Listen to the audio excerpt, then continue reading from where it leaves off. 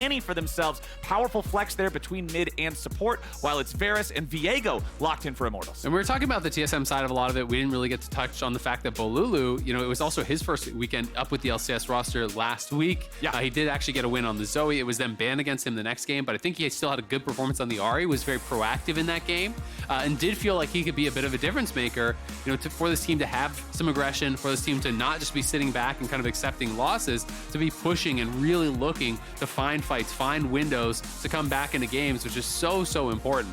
The early Xayah ban to me was immediately interesting because I think that is kind of telegraphing that TSM wants to play heavily towards dive. Right. They want to play really aggressive, get towards the backline. Xayah is something that we'll be able to deal with and answer that. So I think that's why they're taking that off the table. Annie is obviously showing that you are going to be having some dive. I'm just curious what the buddies are going to be paired with that. It is going to be Annie mid, pretty much guaranteed here. With the Karma being drafted, that likely will be bot. Sure, there's possibilities of flexing around, but I'm going to operate under the assumption that we'll be Maple playing that Annie mid. Right. And then I'm just thinking, all right, is it going to be some sort of an engaged tank from Solo? Is it going to be a dive buddy here from Bugi in the jungle? You know, are you looking towards something like a Vi or something along those lines to have multiple things that you can throw back into the back line, try to burst down this Varus? Well, that Varus is going to have a Nautilus next to him. You can see the current win percentage for Nautilus at 17 here in the LCS. I think that means he's been played 6 games and won one of them. So not the most powerful champion in the current state of the meta. Definitely does not fit the bill for what you usually see, which is enchanters that have a solid or better laning phase. Nautilus has been a champion in the past, has been a meta staple. He has received many nerfs because of it, and a lot of players have found him since those nerfs to be not nearly as good as he used to be. So I'm very curious how Immortals wants to use this pick specifically to make this game work out, because Caitlyn Karma has a lot of lane presence, man. Yeah, absolutely.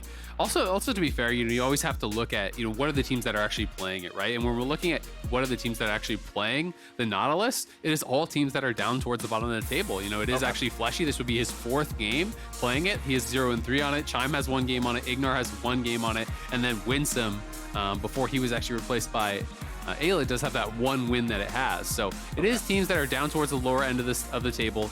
It is going to give you some hard engage that is kind of guaranteed. The follow-up can be really nice as pairing with Varus, because that knock-up is going to guarantee you could hit that ulti as a follow-up, or even at least your Q there as that follow-up.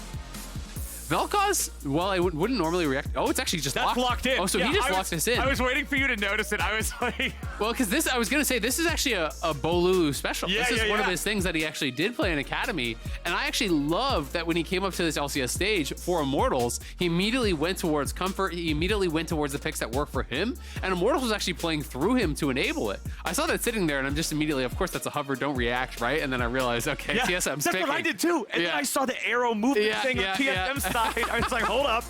Hold on now. But this is going to be really interesting, because it does mean Annie is going to be pretty heavily outranged. Vel'Koz you can't really blind, but it can actually be a really strong answer. Yeah. Because you do outrange Annie very hard, and you have that ability to have powerful waves there to try to lock Annie in lane. You're obviously going to have to be careful about any potential ganks that come through, because flash stun plus follow-up from something like a Wukong can be very dangerous. Vel'Koz is usually really squishy, but you have incredible consistent damage if you're able to actually land your skill shots, and you can actually shred through tanks pretty effectively with your passive, and the ulti does so much damage. So I do think it's a really strong pick, but it's one of those that can be so powerful or completely useless, just all based on if you're hitting these skill shots. It feels like in a similar category to Xerath for me, like the artillery mage that hangs back from a long distance away. Because you know, if you can hit that sine cosine tangent Q of his, that thing will strike from an incredibly far distance if you land the max range. But okay, let's see. Final pick of the draft for Immortals will be Revenge on the Gnar. Solo's on the Sion here for TSM. Solo has been great at being a topside role player here for TSM. Just whatever the team needs, he'll play it. You don't got to give him resources. He'll just sit up there and do what he needs to do on Sion. Revenge, we know he can be a player that can take over a game if they want to focus it. But man, the Vel'Koz is what I'm looking at so much this game. We get to see this champion so rarely. I really want to see Bolulu flex those muscles. TSM's schedule, you said it's still very possible for them to make it into playoffs. but you got to make sure that, you know, you're winning the games against the opponents that you're predicted to be able to beat. The Des talked about that at the top of the day, too. If you're a middle-of-the-pack team, you need to guarantee that you beat lower-of-the-pack teams. Immortals have an opportunity to really jeopardize TSM's chances here. I don't believe Immortals are officially eliminated from anything yet, but it is going to be a pretty long shot for them to make it into the playoffs, and it would start with a win taking down TSM. Yeah, my understanding is no one is mathematically eliminated just yet. Dignitas even, I know that there was that fan sent in scenario where they could make it, but he found the Doctor Strange 1 universe. Yeah, they required TSM to win, I think, 0 games, rest of the split, and pretty much everyone above them to win no games, which is probably not going to happen. But, you know, generally speaking, you know, Immortals are realistically not going to make playoffs. There is a potential of a miracle run. If they could go 5-0, they would have a shot at 8 and 10. But that's realistically, you know, the only kind of chance that they would have. I'm going to be really excited to see how this mid lane goes, though. Both of them are actually playing first strike here, so I do think it's going to be difficult for Annie to really be getting many of those procs because you are so heavily outranged by Bolulu on this Vel'Koz. But we'll see how well he's going to be able to perform. You know, so much of it is about the angles that you can actually find with these Qs and early activations on the Q. You know, not even just max ranging it, being able to bend it between those minions and so on is really, really important. And that's why I like the fact that this is one of his most played champions. This is a guy who's just saying, hey, I put 10 games on it in solo queue. Let's see how it does in this game because it's a good matchup statistically. This is what dude who I expect to be able to find those angles and use that to its maximum potential. I really just want to see Immortals kind of work on what Papa Smithy was talking about last game, especially with what you mentioned with them not really having a great chance of making it into playoffs. Have goals, perfect mistakes, and really refine yourselves to become the better team, because we've heard that these guys are solid in scrims. We've heard that they're not just a pushover, they just haven't found the results on stage. Yeah, absolutely. We actually did an episode of The Dive with a couple of Golden Guardians guys just last week. It was with 6A and Licorice, and they actually talked about how against Immortals, they have a way worse scrim record than they do against basically all of the top teams, against, you know, the FlyQuest and the C9s and so on of the world. They're actually doing better against them than they are against Immortals. So clearly, you know, Immortals does have some real skill. They just have to be able to actually translate that to stage. And I think one of the things that they've really struggled with is finding consistency and finding a consistent win condition. You know, what is the strategy that Immortals actually wants to go into every week? You know, and what is their reliable way to actually win games? And they haven't really been able to find that. A lot of pros are really quick to give credit to Revenge. And we've heard a lot of different people talking about how they believe that he is actually a really strong top laner. He just hasn't necessarily been able to show it on this team or on stage. So... yeah, I was about to say, hold on, as we do have both summoner spells being spent by Bolulu here in mid lane to get away from the gank of Maple and Bugi working together there. It was Maple's flash also spent, so we now have 2 immobile, vulnerable mid laners without flashes. I expect to see plenty more jungle attention here in the next 5 minutes. Yeah, absolutely. Especially, you know, Bugi post 6 can become really, really dangerous when you actually have that CC to set it up. The trade of flashes at least means that it isn't Bolulu losing his flash for a jungler flash, and then Maple would have a very free setup, flash stun and jungler's going to come in and you're dead. So it is at the very least that. But anytime you're playing double combat sums and you actually do get forced back to base against someone who has TP, it can get pretty bad for your lane state. Thankfully for him, he did have a pushing wave. Not a great buy on the base though. You know, it is just boots and a pink ward basically that he's able to get back. So not really sitting comfortably after that.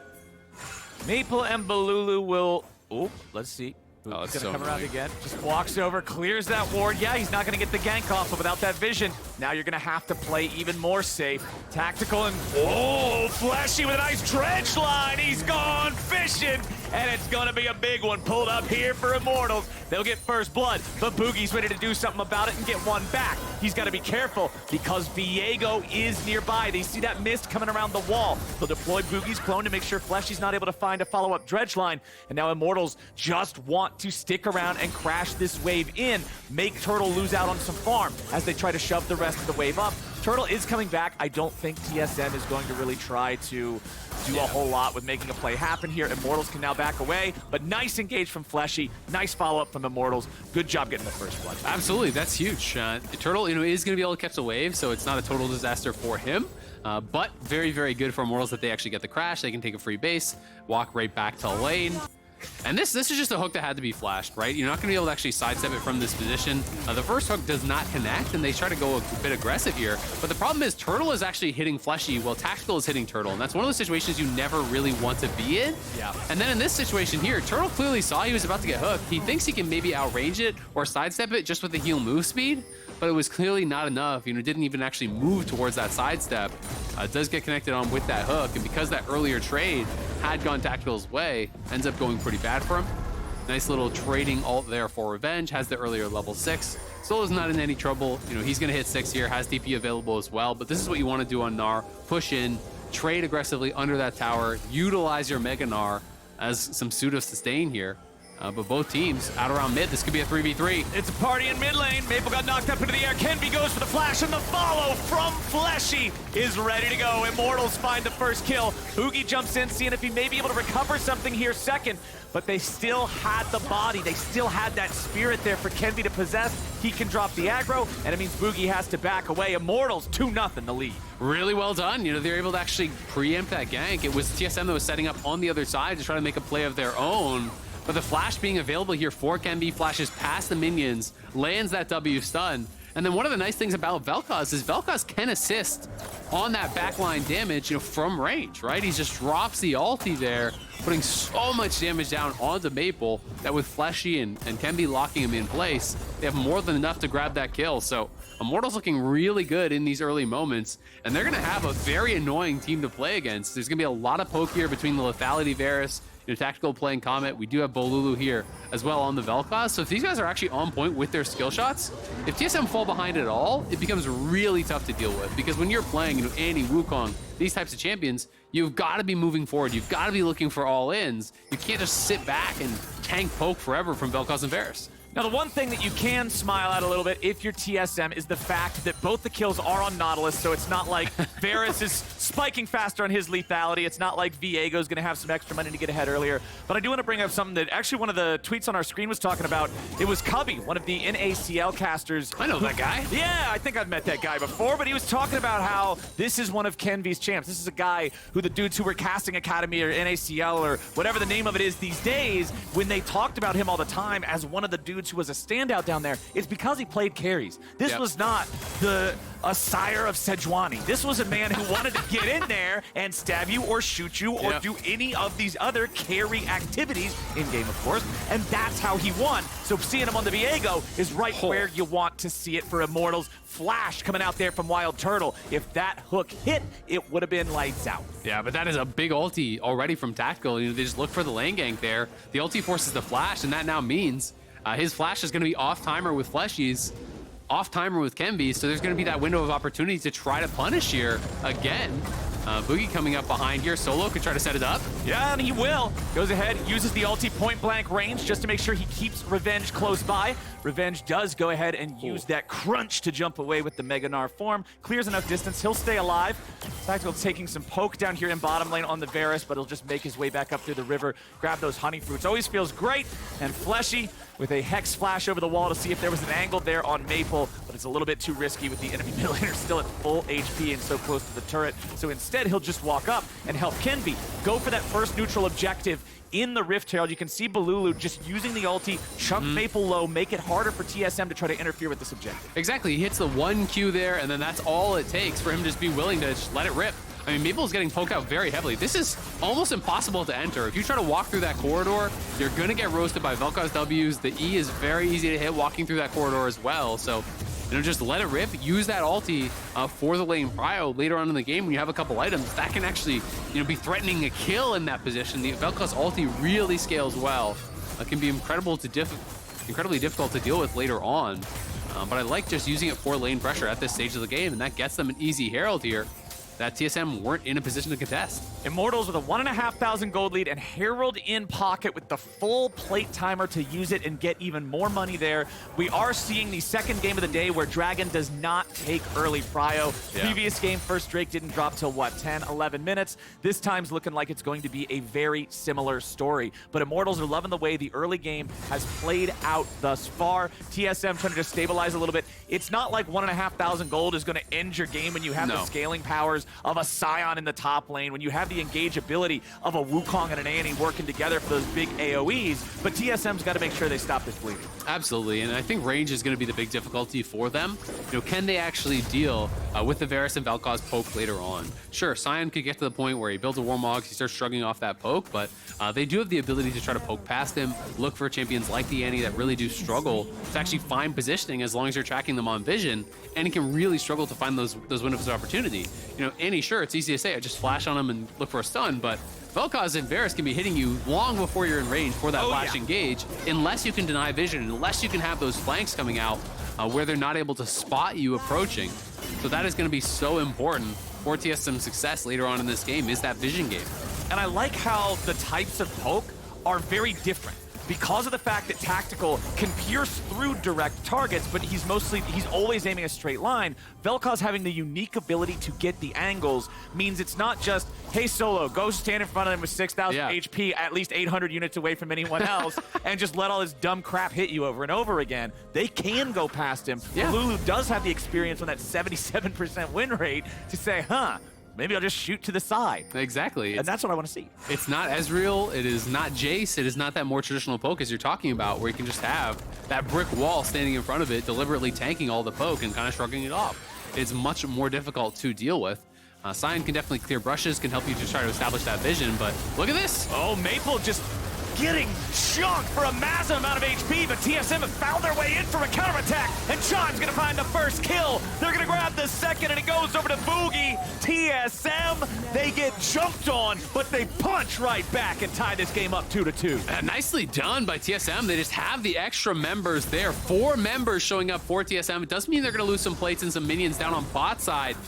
But I don't think Immortals was actually expecting that. I think they were expecting a 3v2 or potentially even a 3v3. So Bolulu getting that early chunk would have been great in that situation. But with the extra man showing up for TSM, they're able to get that lockdown, burst down Kenvi, burst down Fleshy.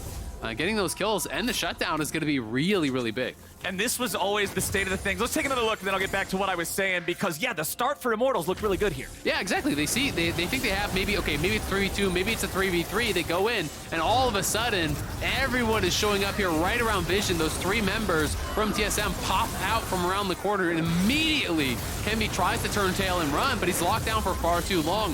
The follow-up CC is actually pretty rough to deal with. You have the knock-up from the Wukongs, you have the stuns from the Annie, traps can come through there, tether as well from that Karma, so there is a lot of follow-up CC available, and now just gonna have to actually drop that Herald mid here, don't want it to expire, want to be able to cash in on a couple plates here before 14 minutes. And Viego hasn't been meta recently, but remember, back when he first came out, when he was so strong, when the Ruined King ruined the jungle meta, the way that this guy did it was you had to stop him from getting the first kill. If he gets the first kill, he possesses the soul, he snowballs, he just continues jumping.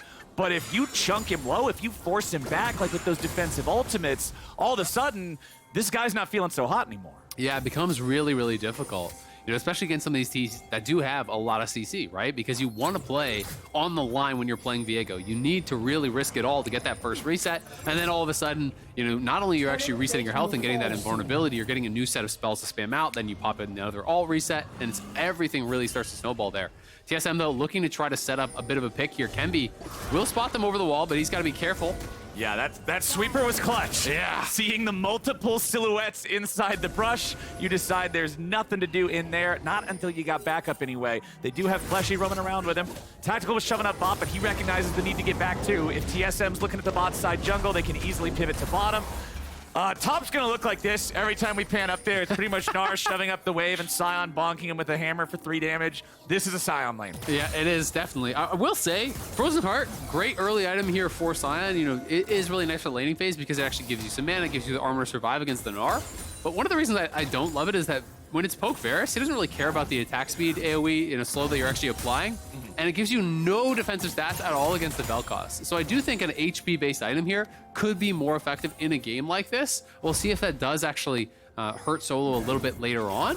but he has 0 defensive stats against the Vel'Koz, who can be a threat at the front line. Well, at least for the early phases here that we are still in, it'll be doing fine against the Gnar and the Viego, but Fleshy's got to back up in the bottom side. The Gnar has showed up to try to help these guys now, but again, it's a defensive ulti from Kenvi. It's Revenge having to jump away defensively. It's TSM Sion in the choo-choo train. Here comes Sion, but he won't catch anybody in time. Instead, the laser sweeps in from Bolulu, but again, it's not enough. Everybody's throwing in the kitchen sink, but nobody's got a nice kitchen. Immortals and TSM are both walking away. Not a dead man anywhere to be found on the Rift. 10 men bot and no kills to be had, but low health bars here, and the Dragon is ready to go. Will Immortals actually start this up? They know that Annie had to go back to base and has no TP, so they do have the extra man. And I think that's going to give them the confidence to try to actually secure this Dragon. Okay. You can see TSM is basing, so Immortals, yeah, they don't get any kills, but they do maintain a slight gold advantage, and they grab their first Dragon of the game. All right, they're going to feel good about that. The point that I was going to bring up is, hey, at least Frozen Heart for now, if you're mostly thinking that you're only going to be fighting Gnar and Viego, it feels good there. Yep. And then right as I was saying it, he shows up in the middle of everybody on the team, and all of a sudden it makes no sense whatsoever. So just like Spawn pointed out last game, the caster curse magic lasts for everybody. It's true, true. Frozen Heart isn't a bad item, and it's not to be roasting solo by any means. Oh, it's actually great for laning phase. Sion does actually need some mana. For that laning phase, you're reliant very heavily on your spells to clear out these waves against Gnar, who's going to be perma pushing. If you go you start missing all the farm under a tower, and it's a disaster. So, it's not really to criticize that, but it is to say there is a big drawback of this item that, when there is people who are not really reliant on those auto attacks, and when there's people who are doing heavy magic damage, this thing doesn't really do much for you. TSM, though, trying to trade back with his Herald on the top side. He'll still be a raid boss, but the raid boss does have that red weak spot that says, hey, if you hit me here, that's how you're supposed to win this fight. Ooh, close. But unfortunately for Immortals, it is TSM grabbing that Eye of the Herald here, securing the Rift Herald for themselves. Bugi with his Divine Sunderer on the Wukong is going to be the one picking that up. You can see Rod of Ages completed for Maple's Annie. That's already got 2 stacks on it. And answering the questions that you were asking back during draft about Bolulu's Vel'Koz, it is Leandri's first. I'm hoping to see full glass, full artillery. If I hit them, they're dead. Vel'Koz. This is way more, my preference as well. I think when you're playing a champion like this, you have to be confident in your positioning, right? Yep. You need to be maximizing your damage with your build and relying on the fact that you're not going to be in range, that you're going to have vision, you're going to have coverage when they're looking for these engages. Oh, they're trying to find tactical. Tactical. Nearly got jumped on there. Luckily for him, Ghostblade completed his first item. That active gave him the move speed to just barely clear what would have been the Nimbus strike from Bugi's Wukong. Yep, and he still had that flash available. He still had his ult, so he had some ways to actually stay safe there. So good job by him. We'll see what the follow-up items are going to be from Solo. Going to be interested to find out kind of where he wants to go, as his third item. Turtle, I do like that he's actually going BT second. I think in a lot of cases, people are actually just going BT first against these types of teams. BT plus Overheal really, really strong now. The shield got buffed a couple of patches ago, and it just becomes so actually difficult to burst these carries down. And then when you're adding in the fact that you can shrug off things like the Varus poke, like that Vel'Koz poke, BT just becomes such a desirable item for ADs in this game.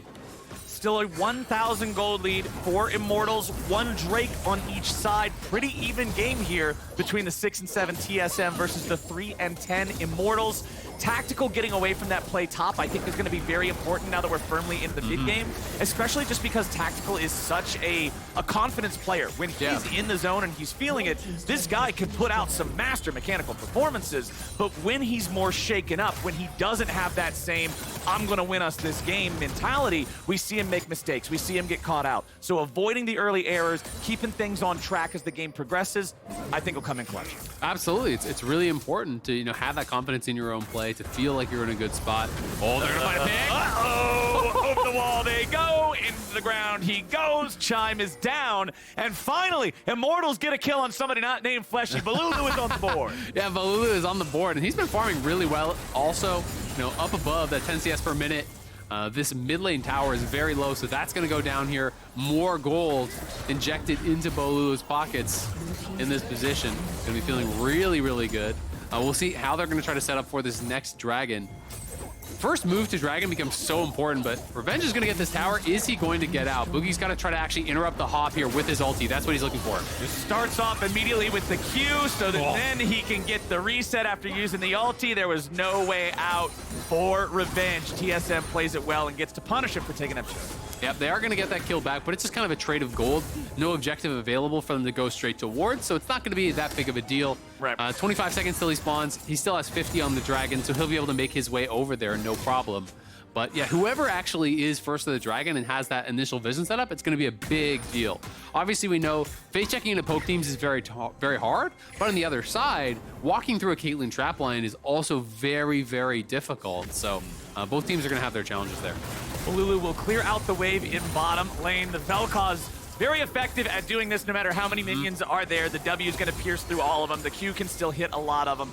Even the E capable of doing some AoE. And you can see Bolulu will just nuke those waves down, and it's time for Maple to try to run away because his allies have already fled the scene, but it's Fleshy and Kenvi coming down. They all come back. Fleshy just mad-lifed them, and Maple doesn't have any way home. Kenvi gets the kill. Great prediction there on the flash from Fleshy.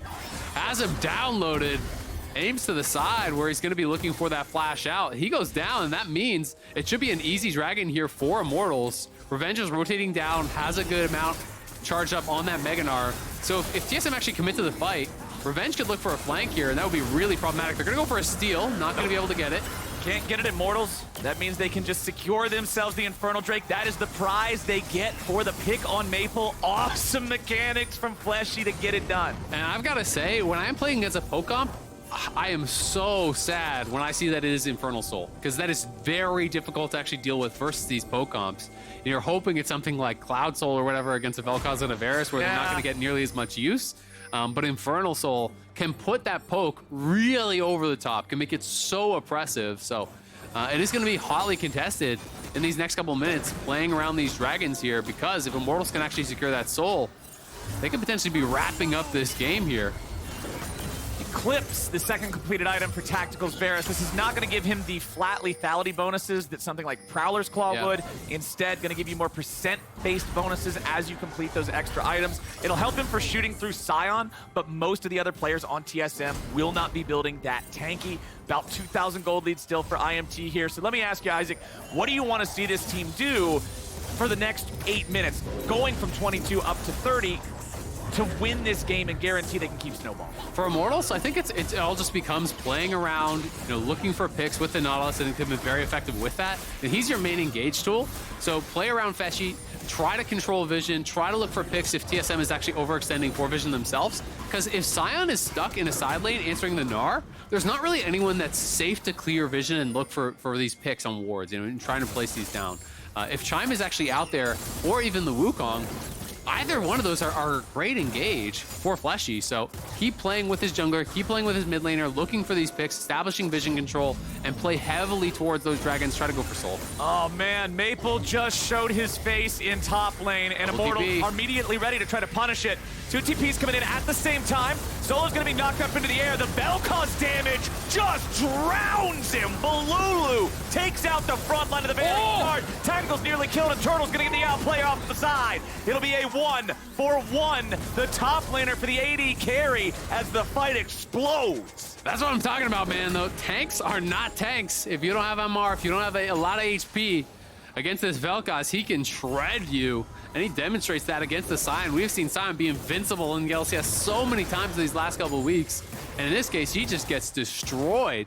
They do get that kill on Tactical, though, and they get both of the summoners off Tactical, which he's not going to have flash now, for this next pivotal fight here at the Dragon, and there is going to be flash on Bugi. The flash for Maple is going to be back up as well, so Tactical is going to be very vulnerable potentially here. I want to see this fight one more time. So they have 3 members top, the TP is coming in, but they know through that river, there's a lot of members here coming up to try to join in on the other side. And then just this combo here, ulting him into the wall, the full channel ult goes out, and he just gets roasted. Look at your Tactical here on the side. Flashes over the Q from Karma, trying to finish off Chime. Can't quite do it. Not sure if it was worth the flash, even if he actually got it there, because even if you trade flashes, you get that kill. The flash for the AD is so valuable, but he is trying to look for that aggressive play, trying to find that outplay. At the end of the day, Immortals staying proactive and continually playing around Fleshy, playing around his ultimates and his roam windows, which is really exactly what I want to see them do. And you saw Solo flash trying to get away from the Bolulu ulti. The damage on Vel'Koz's ultimate is so deceptive because the first couple of ticks, you feel like you understand the rate you're getting hit at, but then when his passive procs, when you take the true damage from the organism, analyzer, decomposing. Organic deconstruction. That. Whenever that procs, all of a sudden, that reliable tick rate ends up being more burst than you expected, and you get popped. And at this point of the game, every time that actually does proc, and you can have it multiple times, it's 300 true damage, right? So that is quite a lot on top of all of this damage that really is being added in with the Leandry's ticks, with a double hit on the W, especially if they're getting CC'd up. Q into double proc on W is one proc, then you have another W thrown out, E, your ulti is getting multiple ticks out there. You can start to get multiple procs of that true damage out on the Sion and really shred him. And again, they're just playing around these picks, looking aggressively. Ooh, Kenvi unfortunately missing the Spectral Maw on Chime means the follow-up target is only the Sion, so Immortals do not want to full commit onto that. Tactical misses his piercing arrow from the brush onto a more vulnerable target in Bugi or Turtle. Kenvi still looking for an engage angle as Revenge is over the wall. He's got Mega Gnar, but it's going to be Maple who finds him first. Wallop into a little bit of a follow-up, but Revenge not spending the ulti. Still wanted to save it, even though he transforms back into Mini Gnar now, so he will need to recharge the Gnar bar. TSM still in a standoff here with Immortals, who have priority over the bot side River, as the Drake is about to spawn in 5 seconds. It's all about the health bars, though. Maple is sent back to base. He can TP back. Chime has lost some health, though. Boogie is down to about half health. They're going to look for the engage. Here comes the TP. Solo just wants it. They know they can't let him poke. Oh! He cannot tank. There's just no way against the Vel'Koz. Solo's too squishy. See it? TSM threw him into the grinder, and Immortals are about to hit Soul Point on that Infernal Soul. Yeah, Sion's just not even close to being able to actually tank up all of this damage, even with the Karma behind him. He's going to need a lot more items, and he is getting dangerously behind the pace of the game. When these damage dealers on the other team get too far ahead of your tanks, you can never really hit that critical mass where you can become kind of that brick wall and create space for your damage dealers. And I think Immortals are doing a really good job playing around the fact that they have these low cooldown engages, the ability to actually look for picks with a Kenvi stun or with a hook from Fleshy, get in there, get chunks down on the other team, and make their job really, really difficult. Because if you're at 60%, 70% HP and you're walking in, any sort of combo from the Varus or from the Vel'Koz can be lethal. So these little chips and prods that they're getting down on TSM are so effective prior to the fights.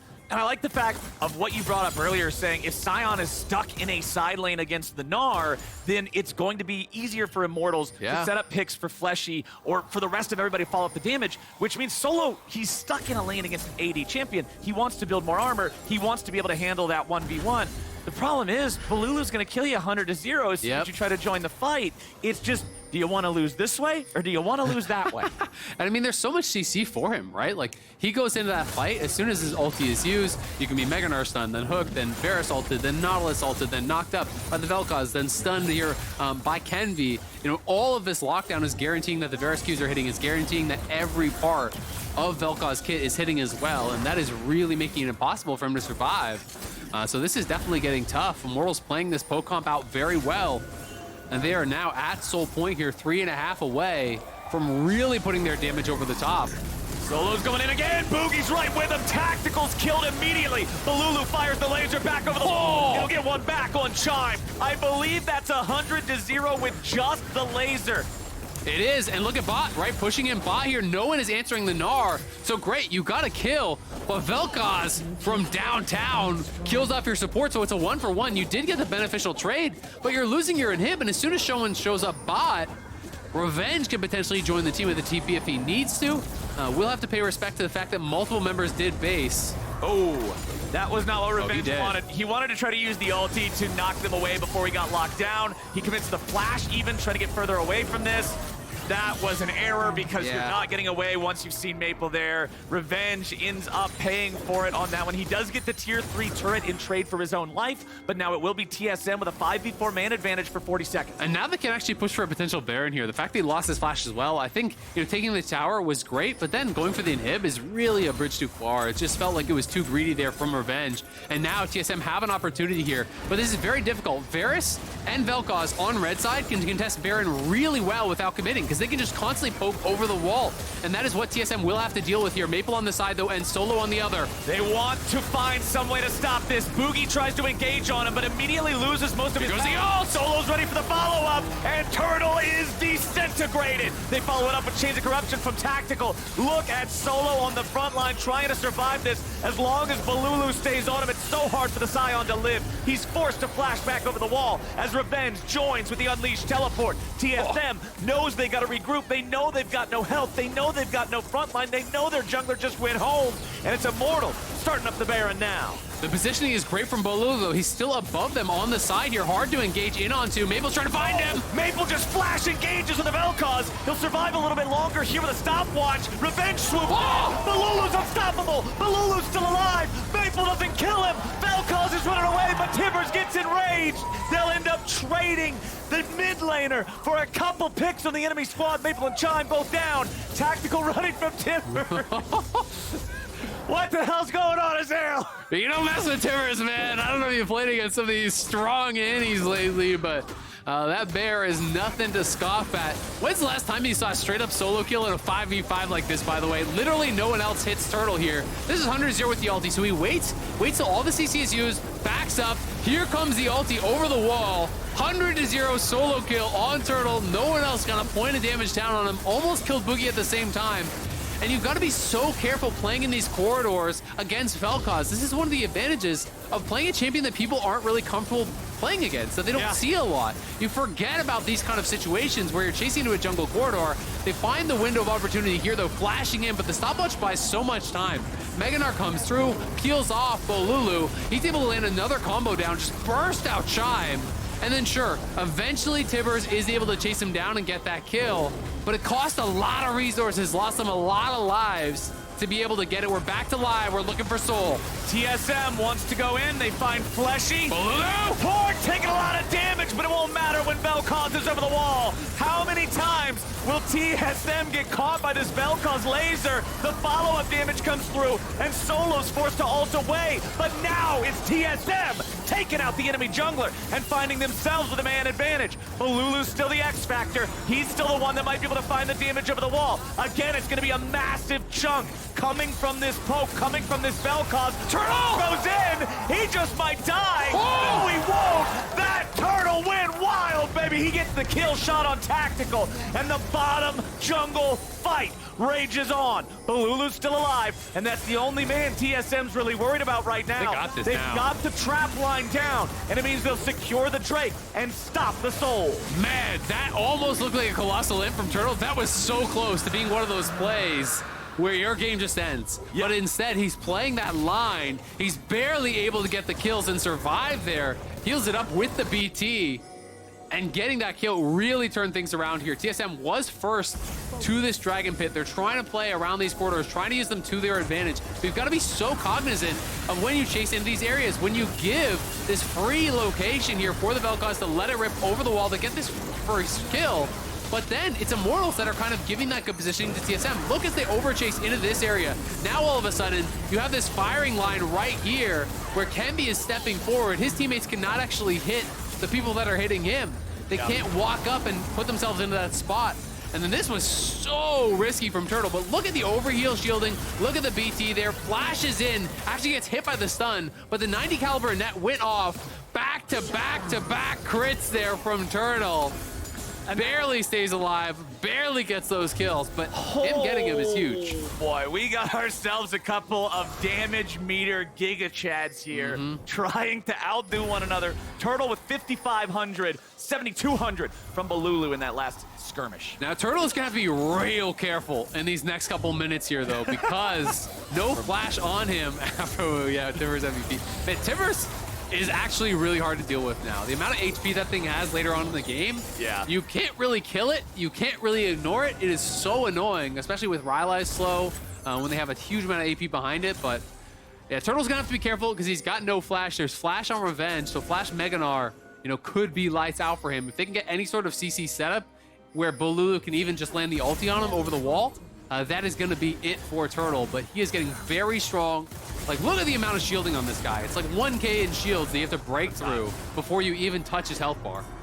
But honestly, I'm still just so fascinated with this Vel'Koz from Bolulu. Holy hell, tactical. Ouch. Have to bring that one back a little bit, buddy. He's going to want some of that HP return. Unfortunately for him, he does not have a Bloodthirster build. No. This is one of the things I was going to mention at the end of the last fight. It looked like Turtle only had that one shot left, but just the shield from his ally was enough to keep him alive against Tactical, who doesn't have good auto attack damage, as Maple tries to get away, but the ultimate from Nautilus is still chasing. Now Immortals are looking for their moment. They're already going to kill off Maple, but Bugi's found the back line. He goes in for Tactical. He flashes to guarantee the kill. Kenvi wants to get out, but Bolulu's locking down the enemy jungler. They can't get the reset there for the Viego. Resurrection comes out. Revenge wants to go over the wall, but he's stopped by Solo. He has to flash to get the follow-up, and now Turtle's going to be locked down. They try to go for a bit more damage, but it's a 3v3. Oh! They get the execute, and Kenvi has gone in.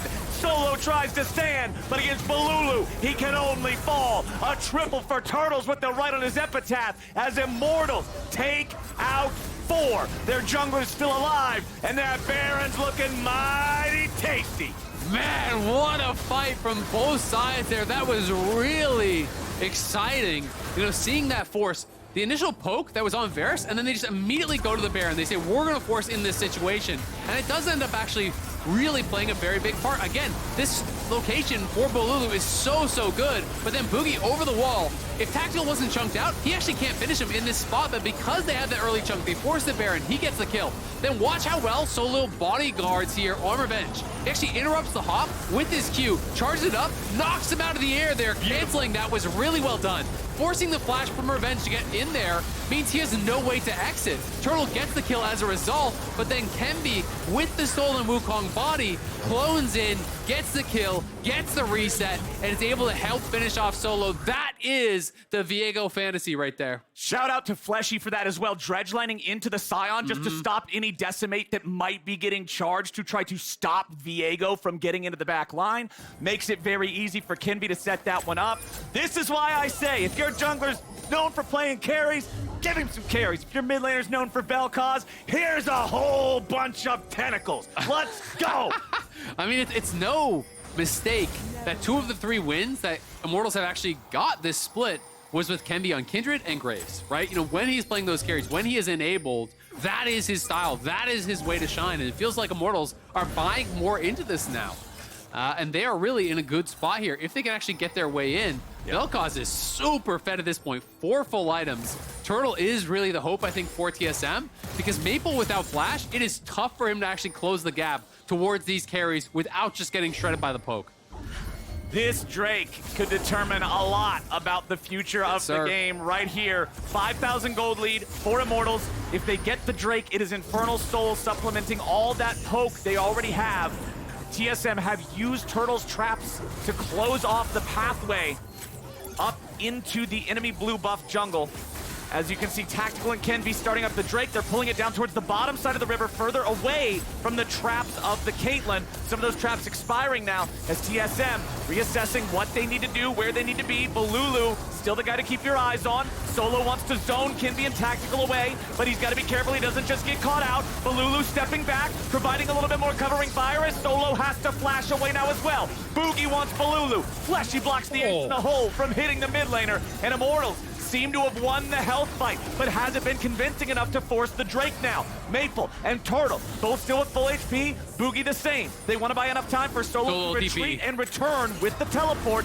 Immortals still using that poke. They've still got Bolulu safely behind a wall. Turtle had to flash away. The Drake at 3,000 HP. Fleshy's here on the front line, and Turtle's free firing. Drake down to 2K. They want to burn it down. It's going to be stolen by WildTurtle. TSM have managed to stop the Soul again. A 1-for-1 trade, but the jungler's down. Revenge wants the angle, and now Kenvi still swooping around. He's got Bugi's body, but he can't find any way to reset further. 1-for-1 trade, TSM with the steal, but Revenge is teleporting into the enemy base. He wants to take out the inhibitor. This is he might just die for this, going though. on, man. I think he might be in trouble. No. Kenvi's coming down to help him. Solo using the ulti to keep that Gnar locked down. WildTurtle wants to chase. Kenvi looking for the opportunity to come in. Turtle says hell no. Just goes forward. right in the face with the sniper rifle, no scope style. WildTurtle will not go down without a fight. Man, that TP was at best incredibly risky there. I don't know if he thought that the team was actually going topside to get some vision, and he thought he could have an angle to just get down there in a 1v0 type spot, take that inhib, and get out of there. Does end up giving up his life. There's no objectives on the map, so there is an argument to be made to say, hey, okay, this inhibitor should be down for the Baron spawn. I give up my life, but that is actually a worthy trade, right? Yeah. So I'm gonna give him the kind of benefit of the doubt on that. We'll see if it does pay off. Earlier here, flash force there by Fleshy with the hook, steps up into the Sion to actually block this out, and they decided to turn onto this dragon, try to finish it off. You can see ult over the wall from Vel'Koz down to 1700, 1300. Smite comes through. That's a 1500 auto. He saved the headshot. He attacked until headshot and saved it. Yeah, and you cannot flame a jungler, and that's the situation. That was 1520 auto there from Turtle. You can only smite for 1200, buddy. Yeah, sorry, There's man. nothing you can do in that spot. So great job by Turtle. Really nice secure from him. And as you called it out, great presence of mind to actually save that headshot in that situation. Once Vel'Koz is doing the damage over the wall, trying to actually burst down Bugi, he's going to be hitting the dragon too. The dragon gets very low there, and they're able to turn that into their favor. But this is that spot that I'm talking about. So yes, Revenge does use a TP, does give up his life. But it means there is constant pressure on that bottom lane. There is no TP on Solo to answer it, and this allows them, potentially, to have a better setup here around the Baron in 1 minute when it does spawn. So we have to see if that's going to pay off for Immortals. This game is going the distance, man. Immortals still with a 5,000 gold lead, but it's so much just coming down to who's getting the right angle on who. Turtle pops anybody, like, instantly. Bolulu pops anybody pretty much instantly. That Vel'Koz is full build except for the stacks on the Medjai's. So we'll see just how much damage pours out of this ultimate. A lot. I'm pretty sure he almost kills Solo from full health with a channel of it. Oh yeah, I mean it is really crazy. Right now, you know, it is 1630 damage without counting passive procs. So just from the channel of the ulti. So that is a lot of damage. If you get a full channeled ulti there, that is basically 100 to 0 on most of the members. You're not going to be quite on Solo, but with the true damage procs in on there, plus additional damage, it could be. Because every time he procs passive now, that is 500 true damage on top of that. So you get a couple procs of that, all of a sudden, you're doing 2,500, you're doing 3K damage coming out from Vel'Koz, with a lot of it being true damage, and that is so hard to deal with. But Turtle really is this hope on the other side. Turtle is on 6 items. He has a Karma behind him. And he's got Overheal, he's got Bloodthirster, so he is very difficult to actually take down. His Overheal has been so effective this game. It's actually blocked over 5K damage just from his Overheal rune.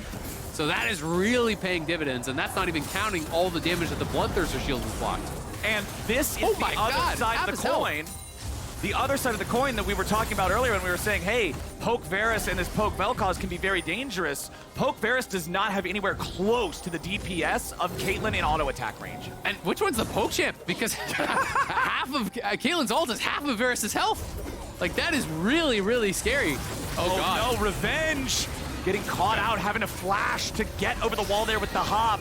Yeah, he survives, but you're gonna want that flashback. That is huge. Yeah, getting the flash off of that Mega Gnar is so big. Flash ulti, you are a completely different champion playing Gnar when you have that flash available, because you can really threaten the carries.